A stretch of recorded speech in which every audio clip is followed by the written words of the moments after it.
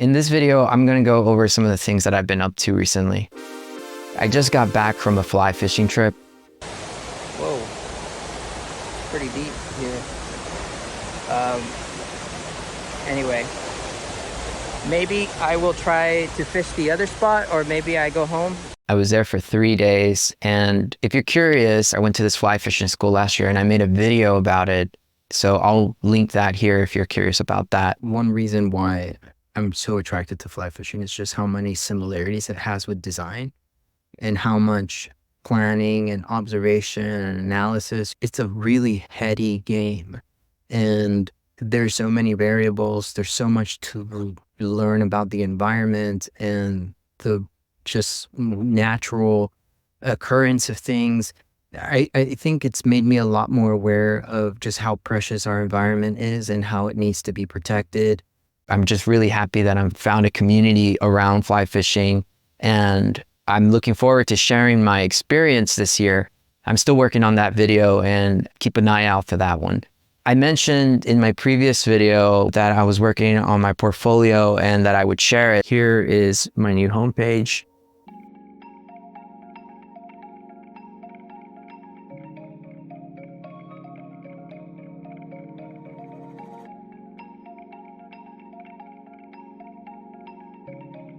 I'm thinking deeply about the next role that I want to take on. And I've been talking with different companies that I'm excited about, and I'll keep you posted on the results of that. I've also been working on the Codex website, refining that experience for people who are curious about books. The last couple of months have been a little rough on the edges because I recently moved. This is where I come to draw, and it's chaotic right now, and I think we're trying to get rid of this unit here. And then we have all of our books scattered in unorganized fashion.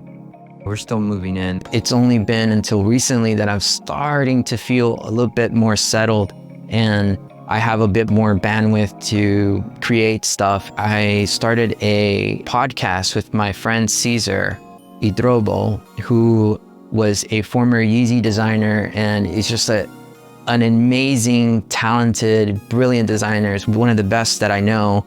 We're covering topics that are super relevant for any creative person living and going through life and dealing with everything that comes through in the creative journey. I wanted to create with Caesar the kind of podcast that we would have wanted when we were both starting out. And I think we're doing a good job of that. And so if you're interested, go check out the podcast. It's called Moodboard. It's on Spotify, and we also have a YouTube channel.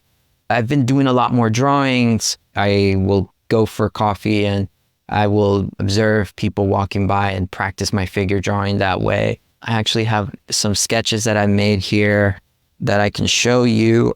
Oh, I've been practicing my pen drawing technique.